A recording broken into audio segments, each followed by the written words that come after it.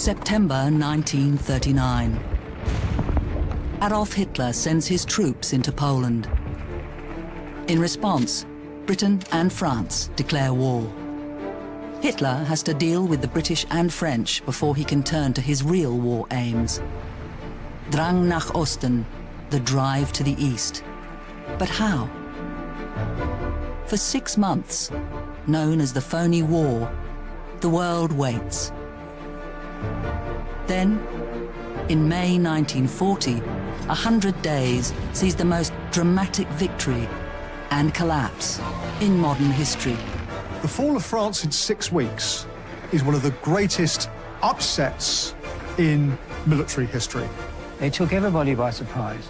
It was a huge gamble. No man is free. We shall fight on the beaches. If he fears death. 100 days can change everything, from major military upsets Iraq's army is defeated. and global crisis We shall never surrender. to moments of hope. Tear down this wall. These 100 days provide a window into the events that defined modern history.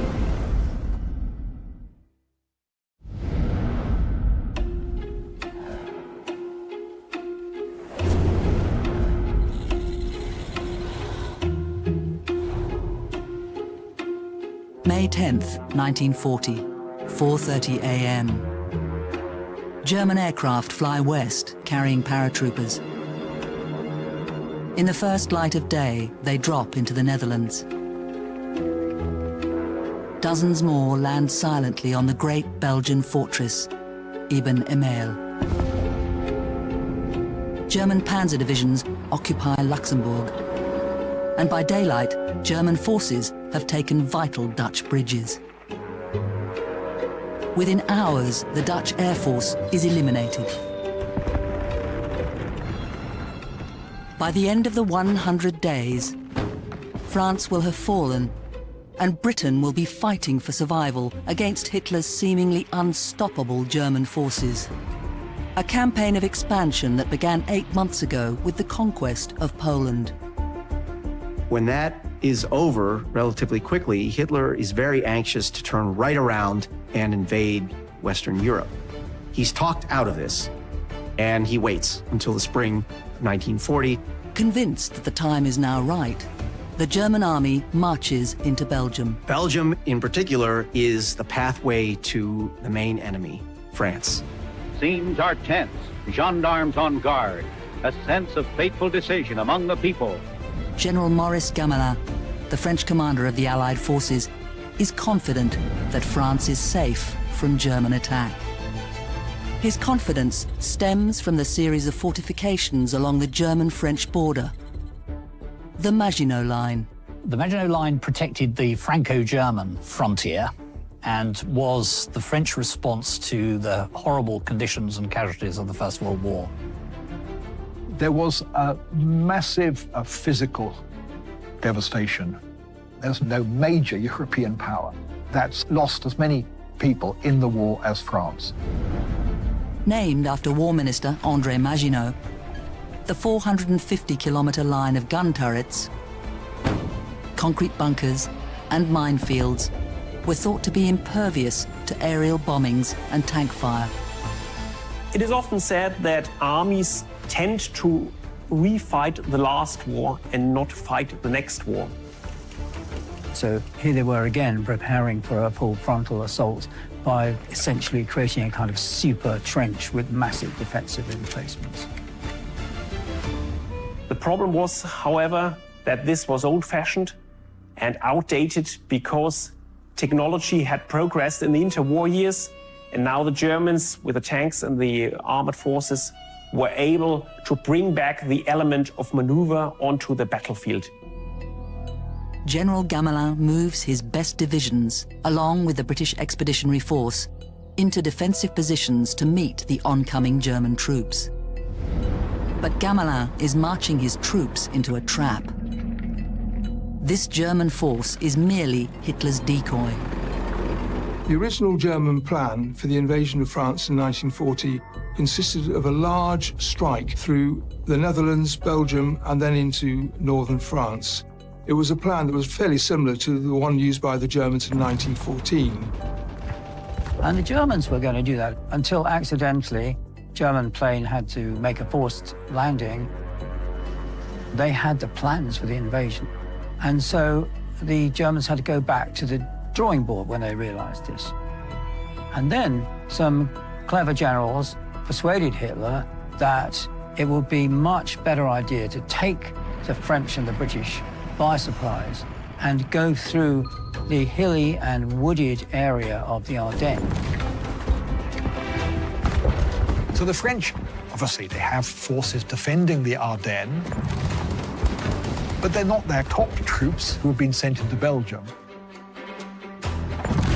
Just as Hitler's armies are invading the Netherlands and northern Belgium, another German force of 134,000 men and 1,222 tanks begins advancing through the Ardennes forest, believed to be impassable. French intelligence doesn't see what's going on. It doesn't realize, actually, there's a huge traffic jam of tanks in the Ardennes. As to the size of the army group coming through the Ardennes, it's 3 armies, a total of 10 armoured and mechanised divisions. So most of the fighting punch in terms of the armoured and mechanised spearhead of the German army.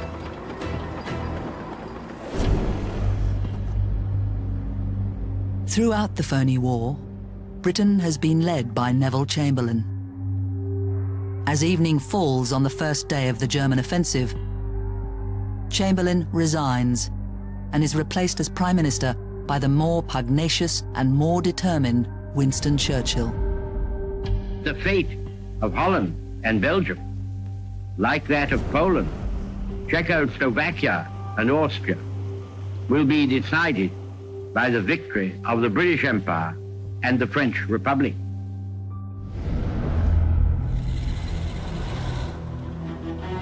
May 11th. As dawn breaks, German troops have taken control of Eben Emael, the linchpin of the Belgian defense system, and enter Liège, forcing the Belgian army back. French troops cross into the Netherlands to find that the Dutch army has already retreated too far to create a common defensive front. Hitler's 18th Army strikes across the southern part of the Netherlands. The Dutch are unable to resist the unstoppable German advance. Meanwhile, the German Air Force, the Luftwaffe, are wreaking havoc across Belgium, the Netherlands, and northeastern France. The Germans used their air power in a very flexible way as a kind of flying artillery on the battlefield, so in a tactical role. When the German ground troops met resistance at some point, they asked to support the Luftwaffe, which could bombard enemy strong points with quite a close precision. The Luftwaffe, its ground support role spearheaded by the Stuka dive bomber, destroys bridges, airfields, and train stations. The Allies are facing the reality of modern warfare, a Blitzkrieg. Blitzkrieg means lightning war. Blitzkrieg was essentially a return to the maneuver style of warfare that the Germans had pioneered in the 19th century, but this time using tanks, aircraft, motorized artillery, and the use of radios as a vital means of communication. What the Blitzkrieg consisted of was, first of all, an air attack on the enemy airfields behind the lines. Secondly, punching through the enemy lines with massed columns of tanks and armor. And then you follow that with massed infantry who pour through and then engage the enemy. After just 2 days of conflict, the first German units arrive in Sedan. They have reached French soil.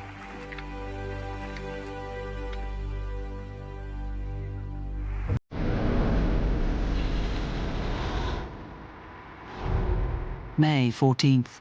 In London, new Prime Minister Winston Churchill is gravely worried. We have before us an ordeal of the most grievous kind.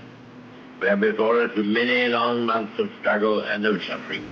He has sworn that he will do everything in his power to defeat Nazi Germany. I have nothing to offer but blood, toil, tears, and sweat. Despite his resolve, the magnitude of the crisis grows with every hour. Britain's closest ally, France, is in serious danger. Hitler's troops, having taken Sedan, are pouring across the Meuse. The Germans were not aiming to fight in the Ardennes. They were aiming to fight beyond the Ardennes. So what they wanted to do was get through it and across the Meuse River as rapidly as possible, and then beyond that they would be able to deploy. Once across the river, the German juggernaut accelerates.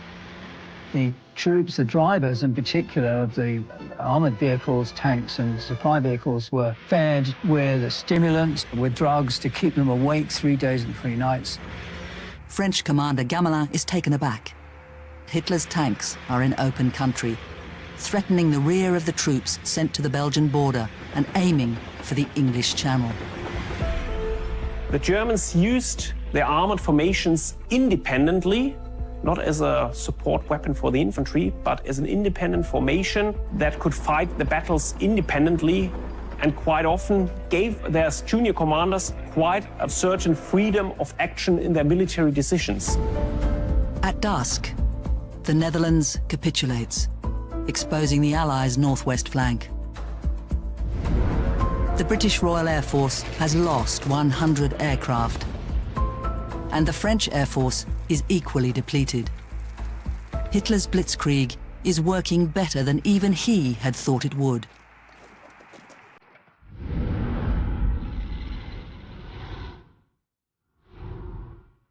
May 16th. Churchill arrives in Paris for crisis meetings with the French government. That's 6 days after the Germans launched their offensive.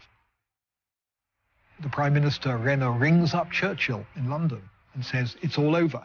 I don't know what to do. I think it's finished. Churchill desperately flies over to France. By the time he lands, German forces are almost 100 kilometers west of Sedan, rolling through open country. Nothing stands between them and Paris, or the English Channel. When Churchill asks where the French armed reserve is, General Gamelin tells him that there is none. They have totally committed themselves in Belgium. Now, the reason for the French deciding to advance into Belgium, well, there's all sorts of reasons behind it, but fundamentally, the French do not want to fight another war on their territory. They prefer to fight it on somebody else's. Churchill is dumbfounded. Less than a week after taking office, he faces the total collapse of his only ally. There is little alternative now but for the British to withdraw, abandoning Belgium. With the fate of France hanging in the balance, Churchill asks the American President, Franklin Roosevelt, for the loan of aircraft and destroyers.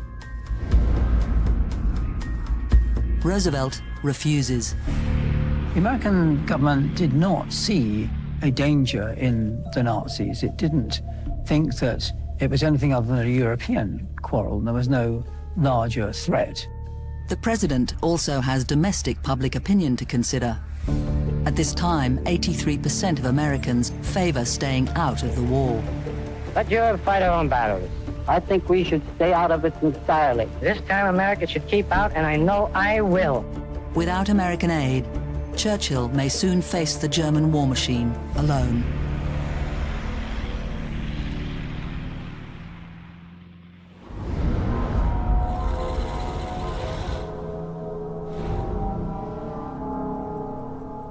May the 24th. Hitler is triumphant. German tanks have reached the English Channel. The Allied armies in Belgium and northern France, now under the command of World War I hero General Maxime Weygand, are in serious trouble.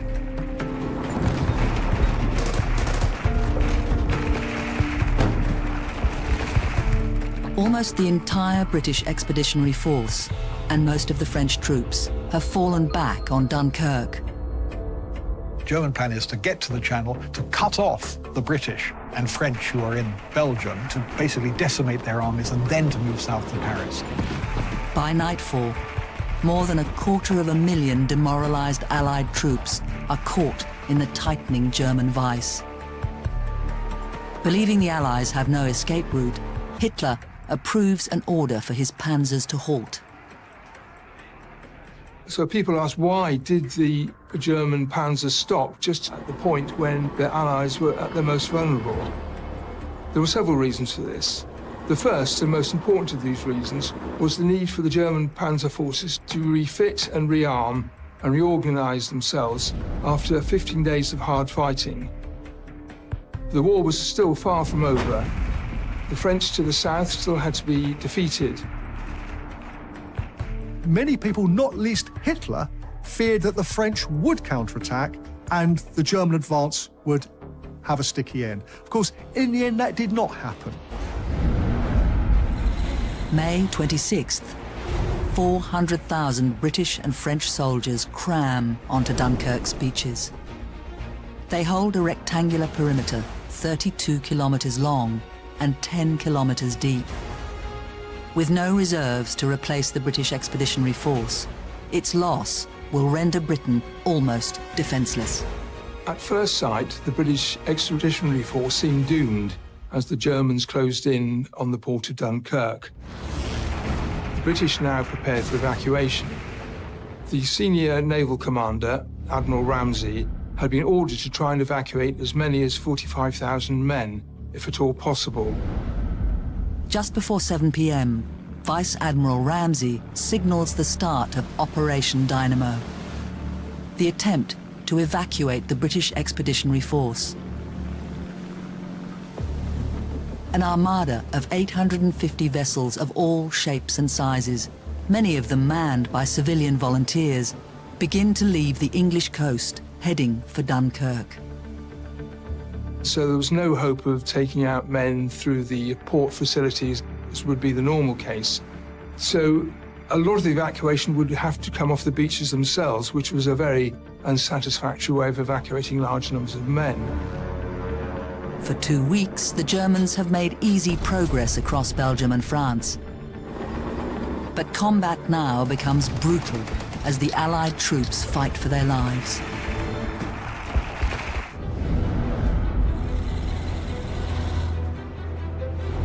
May 28th.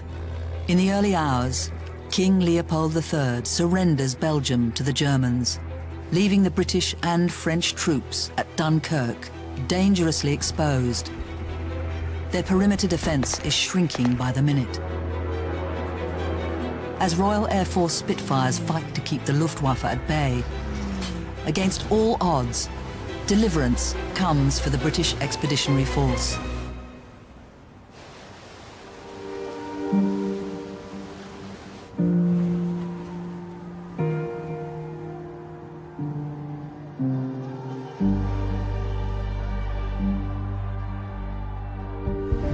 June 4th. Dunkirk, still stubbornly defended by 40,000 French soldiers, finally falls to the Germans. 218,000 British and 120,000 French troops have been evacuated. Some British soldiers fear that as survivors of one of the worst military defeats Britain has ever suffered, they will receive a poor reception. But they are welcomed home as heroes by cheering crowds. Glad to be back, boys. Sure, yeah. Although most of the BEF, in terms of its soldiers, had managed to escape, the force had left behind most of its heavy equipment, including guns, tanks, artillery. 76,000 tons of ammunition, 2,500 guns, and almost all of the 445 tanks that the British had taken to France have been left behind. Despite the Allies' escape, German High Command celebrates Dunkirk as a victory, calling it the greatest annihilation battle of all time. This is Hitler's greatest single military victory. and it also marks the high point of his popularity in Germany. They now focus on the conquest of France. After the capture of Dunkirk, the German forces had to turn around and advance south. They spent several days doing this, in part to refit and rejig their forces, but also to redeploy them in an appropriate manner to break through the French defensive line that had extended along the River Somme and was designed to protect Paris. French soldiers rescued at Dunkirk return home for a final attempt to defend their country. British troops have returned to a country threatened as never before. Its army is in tatters. The British Air Force has suffered huge losses in France. The Navy remains in fighting shape, but is vulnerable to the Luftwaffe, who now have bases along the northern coast of France, just 5 minutes flight away. Hitler expects Churchill to ask for peace. Hitler hoped Britain would stay out of the war. He never understood why it was that Winston Churchill kept Britain in the war. Roosevelt, too, holds little hope for British survival. If Great Britain goes down, the Axis powers will control the continents. Churchill, however, is determined to fight on. He intends to show his own people, Hitler, and most importantly, the United States, that Britain remains a force to be reckoned with. He rises in the House of Commons and delivers a proclamation of Britain's defiance. We shall defend our island, whatever the cost may be. We shall fight on the beaches. We shall fight on the landing grounds. We shall fight in the fields and in the streets. We shall never surrender.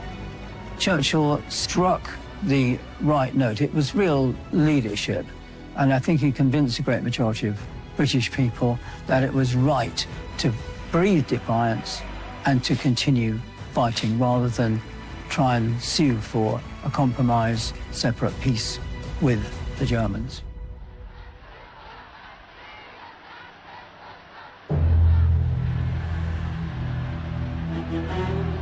Despite Churchill's speech, Hitler remains convinced that Britain will agree to peace terms once France has fallen. With that in mind, Hitler renews his assault. The final battle for the fate of France has begun.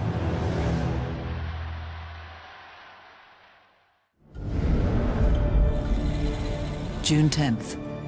In evening sunlight, Italians gather at Palazzo Venezia in Rome to hear their leader, Il Duce, Benito Mussolini, declare war on Great Britain and France. Hitler is delighted by Mussolini's declaration, believing that it will deal the Allies a staggering blow. Churchill is deeply troubled by the development. Italy's entry into the war imposes even greater burdens on Britain's resources. The hand that held the dagger has struck it into the back of its neighbor. President Roosevelt, too, is appalled by Mussolini's announcement.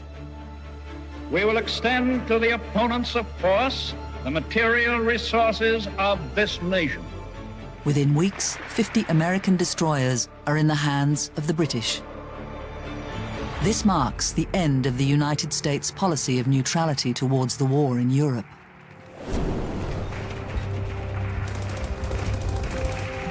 Despite pockets of French resistance, Premier Paul Reynaud is in despair.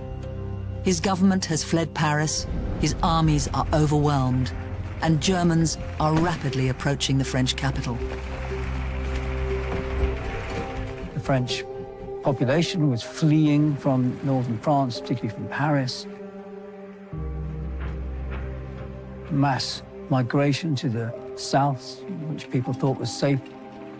It's old men, women, children, take to the roads with prams and wheelbarrows and cars, if they've got cars, and tractors, they put a few possessions on there.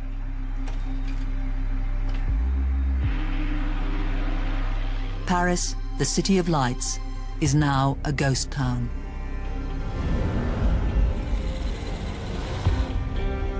June 14th, daybreak. The Germans march into the undefended streets of Paris.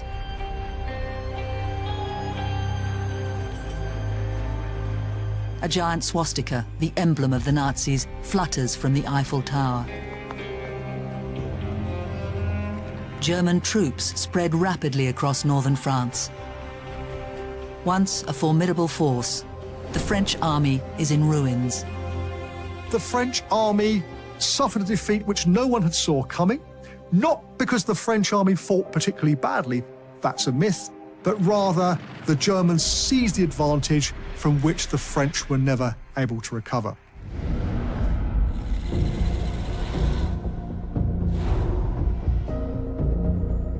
June 15th. As the eyes of the world are fixed on France, Soviet leader Joseph Stalin exploits the chaos of the moment to order his troops to occupy the Baltic states. It is not only Hitler who is interested in making territorial gains in Europe. June 16th, the French government debates whether to sign an armistice with Germany.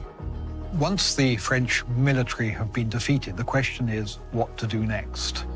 There were some people in the government, including the Prime Minister Paul Reynaud, who thought, right, clearly we've lost in France, we've been defeated, that's clear.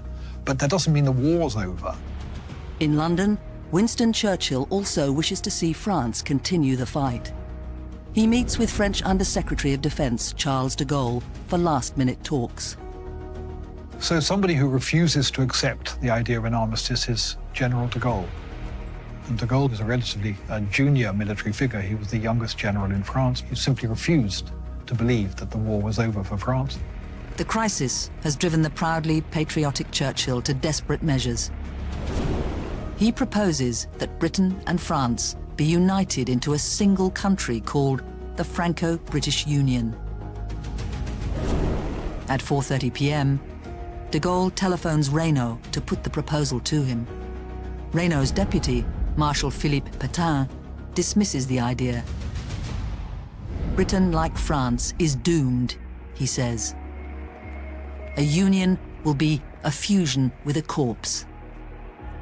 In the end, the armistice faction of the government prevail over those like Reynaud who want to go on fighting from abroad. And so on the 16th of June, 1940, Pétain becomes the new head of the government.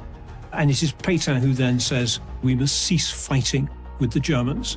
So he approaches the Germans, talks about the possibility of an armistice.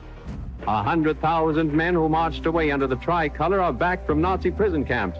But the soul of France must seem strangely changed. Stares, not cheers, on this summer day in a still new France. France is resigned to her fate. Britain is now alone. June 18th. Such is the fear of imminent German invasion that the War Office orders all signposts and the names of streets, railway stations and villages to be torn down. The citizen makes his preparation. Windows are darkened to render blackouts complete. Anderson shelters are stocked, first aid kit is assembled and gone over, and gas masks are tested once again to make sure they're in good order.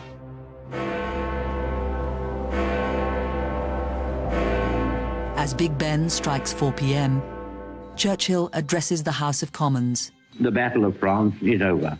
The Battle of Britain is about to begin. June 22nd, 3:15 p.m. Hitler arrives at a clearing in the forest of Compiègne to witness the French signing of the armistice. He has never forgiven the French for the terms they imposed on Germany 2 decades before. June 1919, Hall of Mirrors, Versailles, France. Representatives from Germany, France, America, Britain and Italy signed the Treaty of Versailles, ending World War I. Under the terms of the treaty, the German army was restricted so that it could never threaten the peace of Europe again. So they're only allowed to have 100,000 men in the army maximum, no combat planes, no combat ships, arms limited in all kinds of ways. Article 231, the War Guilt Clause, forced Germany to accept complete responsibility for starting the war and to pay the victorious Allies vast sums in reparations. The French, in particular, insisted that Germany pay a heavy price for war. Hitler, a soldier in the First War, had made much of the myth that Germany had been defeated in 1918, not on the battlefield, but by a stab in the back. After 1918, after the end of the First World War, there is in Germany a widespread feeling that we could have almost won this war. And there were socialists that in the end revolted against us in the homeland, and this is why our undefeated army had to withdraw. Hitler relishes victory. He makes a defeated France sign an armistice in the same location that Germany had signed theirs in 1918.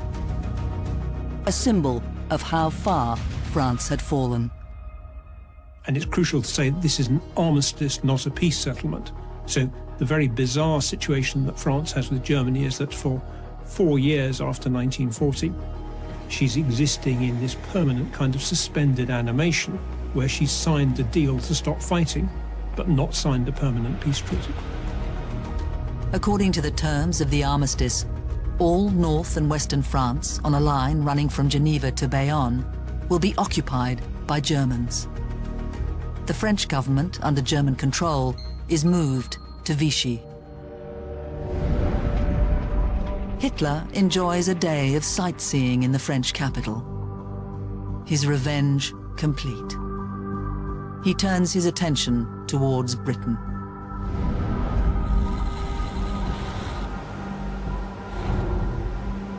June 30th. The first Luftwaffe plane lands at Guernsey Airport. German troops swiftly occupy Guernsey, Jersey, and Alderney. These tiny islands in the English Channel are the first part of the British Empire to be under German control. Hitler sees the islands as stepping stones towards the invasion of Britain. Britain did have this one great advantage in having its own bespoke moat, the English Channel. In order to get to Britain, the Germans would have to defeat both the Royal Air Force and the Royal Navy. And this was quite a tall order. Hitler is torn between total war with Britain and the expectation that Churchill will accept peace.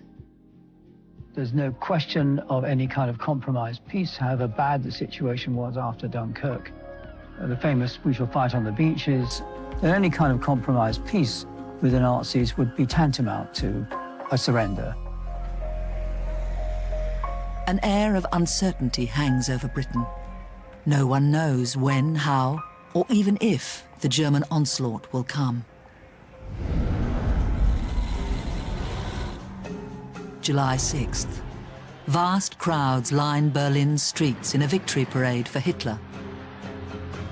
Victory in France has resulted in a wave of euphoria across Germany. As war fever grips the country, the German armed forces prepare to invade the British Isles.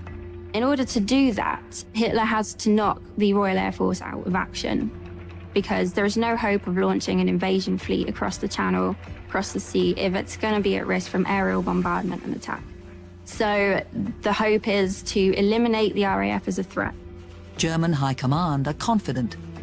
They believe that the fight for air supremacy over Britain will be over within weeks. The Germans went into the Battle of Britain with two fairly obvious advantages. The first of these was the greater experience of their air crew. Goering's Luftwaffe have already defeated the Polish, Belgian, Dutch, and French air forces. The Germans also had a second advantage in possessing the strategic initiative, which enabled them to attack Britain where and when they wanted. Britain and Germany ready themselves. The battle for Britain is about to begin.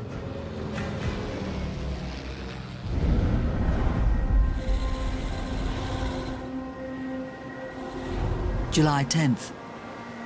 Before dawn, across airfields in southern England, pilots prepare their planes. They suspect a German attack. The RAF's fighter command, led by Air Chief Marshal Hugh Dowding, is the only force that can prevent total Nazi victory. The average age of RAF fighter pilots is just 20. In Britain, only people aged 21 or over can vote. So many pilots are risking their lives in defense of a democracy they are too young to participate in. The Luftwaffe have a frontline strength of 3,000 aircraft. The RAF, 1,200. But these are made up of Hurricanes and Spitfires, the equal of any single-engine fighters in the world. The Germans were already very familiar with the Hawker Hurricane. They'd already seen it at international air shows in 1939, and so they weren't too worried about this. They thought that their Bf-109 was pretty much going to best it. But the Supermarine Spitfire was different. They came up against this aircraft that suddenly was a bit faster than the Bf-109. It was a bit more agile, it was a bit more maneuverable. Luftwaffe aircraft are dispersed on airfields surrounding Britain. At 3:45 a.m., they begin their attack.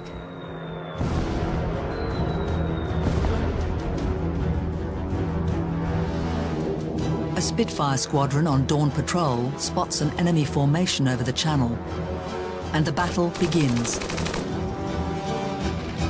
German attacks continue throughout the day. The skies above southern England are crisscrossed by the vapor trails of aerial dogfights.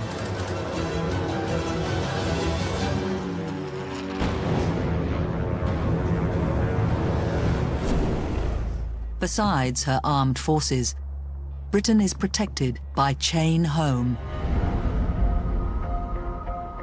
Chain Home was a network or a system of radar stations, and they're at regular intervals around the coast. Both sides were aware of radar. It was a technology that had been developed only a few years previously. But unknown to the Germans, the British had extended the technological side to an extremely complex and efficient administrative system to enable British aircraft to get up into the air with the minimum amount of delay. Chain Home immediately proves to be effective. Oncoming German aircraft are detected, and defending RAF planes are in the air well before enemy attackers arrive. For now, at least, the Germans are being kept at bay.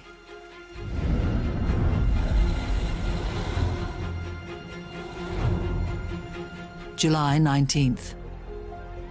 Hitler decides to give Britain one last chance. In a speech delivered at the Reichstag in Berlin, he appeals to what he calls British reason and common sense, and asks Churchill to agree to peace terms. This idea of attacking the RAF's radar, its installations, its aircraft, and of course the aircraft factories, is that it's going to terrorize Britain into wanting to seek that peace deal and make things a lot easier for Nazi Germany. Within the hour, word comes from London. Churchill's answer to Hitler's offer is a resounding no. There will be no negotiations. Hitler denounces the response as crazy. Britain, he believes, is about to be destroyed. German High Command sets a date for the invasion of Britain. September 15th. Detailed plans had been drawn up for the invasion, but at the center of it, Hitler seemed less than keen to carry out this invasion. The only senior commander who had much belief in the invasion of Britain was the leader of the Luftwaffe, Hermann Göring. And Hitler gave Göring his lead and told him to gain air supremacy over Britain, which would be the first step in the invasion plan. Everything rests on the battle for the skies.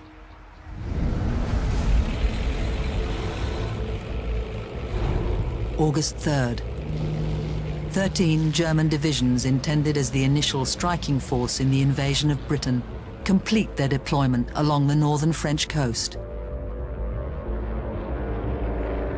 But still, the Luftwaffe has failed to defeat the RAF.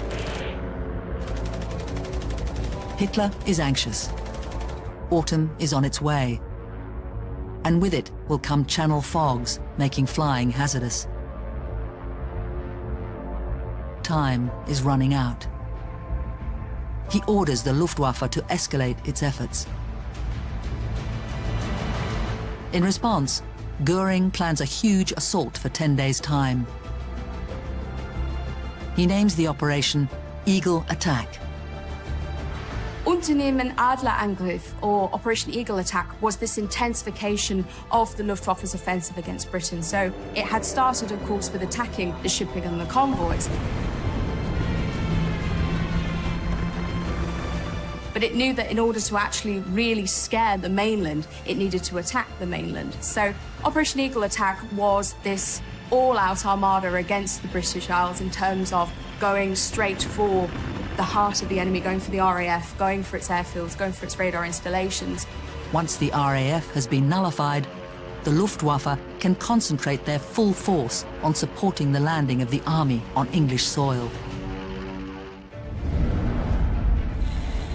August 13th, 2 p.m.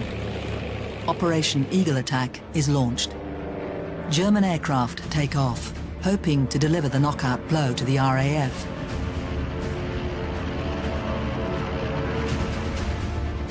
But across the Channel, the incoming Luftwaffe formations have already been picked up by radar.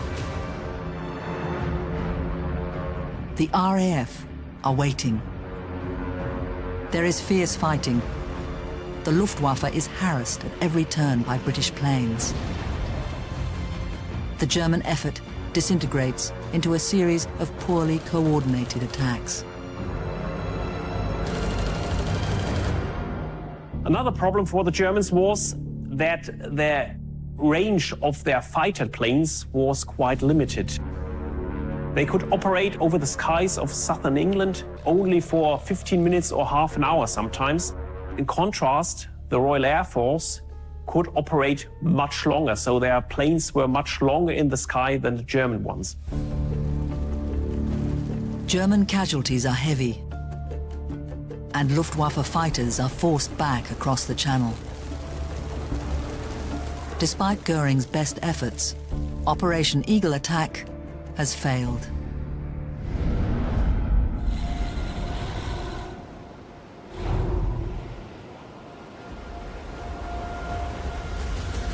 August 18th, 100 days after the invasion of France. After the failure of Eagle Attack, Göring must try again. The Luftwaffe's plans have been thwarted by a combination of factors, including the tenacity of the RAF. Other issues for the Luftwaffe include, of course, the famous British weather. They also have issues with the psychological aspect of attacking the British Isles because so many Luftwaffe personnel were terrified of the Channel. They had the issue of if they have to bail out, they're over enemy territory, so they're taken immediately as prisoners of war. Today, the skies are clear. Perfect flying conditions. Göring launches another aerial offensive. German aircraft are dispatched to deliver a final crushing blow to fighter command.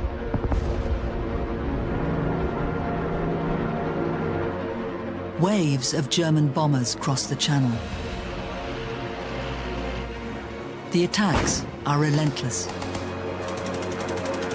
Time and again, both RAF and Luftwaffe fighters are refueled, rearmed, and returned to battle. The Luftwaffe flying 850 sorties, the RAF 927. The British lose 68 aircraft, while the Germans lose 69 in the deadliest day of the aerial conflict so far. This is the climax of the battle for the skies and becomes known as the hardest day. As night falls, and both sides retreat temporarily to their bases, Goering and Hitler face the fact that Britain remains unbowed. For the first time in the war, Hitler has failed to defeat his enemy. Every trace of Hitler's footsteps, every stain of his infected and corroding fingers will be sponged and purged, and if need be, blasted from the surface of the earth. Germany's failure to force Britain to surrender in 1940 came from two main sources. Winston Churchill's defiant refusal to come to any terms with the Germans. The second reason lay in the failure of Germany to gain air supremacy over southern England.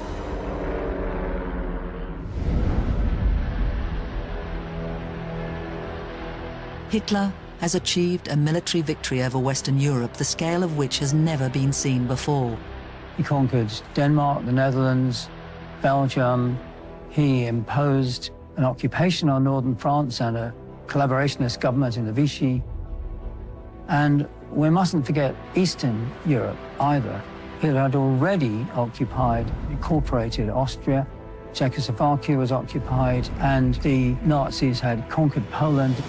But Britain is still in the war.